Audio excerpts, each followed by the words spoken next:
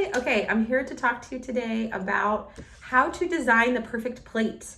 What does that mean? And so there are 5 food groups that I like to talk about when it comes to a plate, when it comes to a meal. So if you think about your, I'm gonna draw, think about your plate as a circle. So if I were to just draw on this, you have a plate, okay? So there's a circle.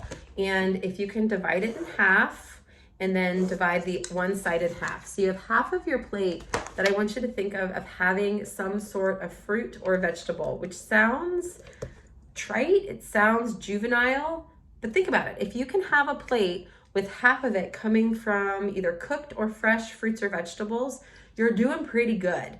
Now, that can be hard to do when you're eating out, not impossible, but it is possible to have a side of cooked or raw veggies at most places. Maybe it's not the favorite, maybe it's not the most enticing, but incorporating more plant-based products in your diet is never really a bad thing. Now, if the fruits or vegetables are taking up your entire plate, you might be missing out on some important nutrients. So again, this might seem really juvenile, but it's so simple.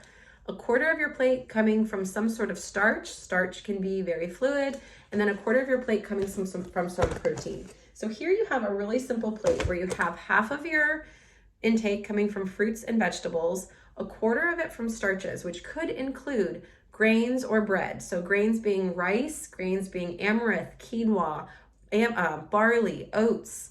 It could also include any sort of pasta made from any sort of grain or bean or legume. It also could include peas or corn. Sometimes you can have enough vegetables where you're going to get the nutrient, carbohydrates, some proteins that maybe it could dance in the starches land. So maybe some of your vegetables do spill over into the starch group. It's pretty fluid. It doesn't have to be exact. Then the protein, you want to have some sort of nutrition choice where you are getting a protein as a nutrient, and that could be from so many different things. So you can get protein from legumes, you can get protein from plants, you can get protein from animals, from dairy. When you have this kind of plate, it gives you a really easy, simple, transferable framework that most of the time when humans have an eating experience, there's some sort of dish. Now, not all the time, because sometimes we're distracted and we eat in the car. Not all the time, because sometimes we're distracted and we eat at the counter.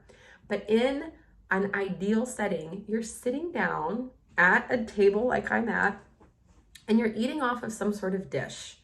Now, maybe you're sitting on the floor. Maybe you have a culture where you are sitting on the floor, but there is still some sort of dish. Maybe you're eating with your hand, or you're using utensils, or whatever. How the mode of how you're getting the food to your mouth might be different, but you're having a dish. So you can look at the dish and you can see, am I getting all of the food groups?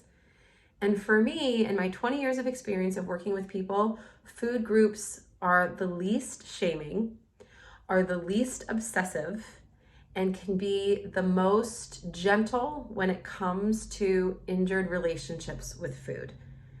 Now, all of a sudden, I just got really deep because food is a sensitive terrain, and we want to be really mindful that we're not all of a sudden starting to count and get real cerebral with something that can be so sensitive and so nurturing. That can be a whole YouTube lecture in itself. But at its simplest, using a plate with food groups, half of your plate coming from fruits or vegetables, a quarter of it some sort of starch, and a quarter protein is a really great place to land. And you can get a little bit more technical, and that's okay, as long as the technicality and the structure is coming from kindness and love and a really slow, gentle guideline. I hope this helps. Have a wonderful day. Bye.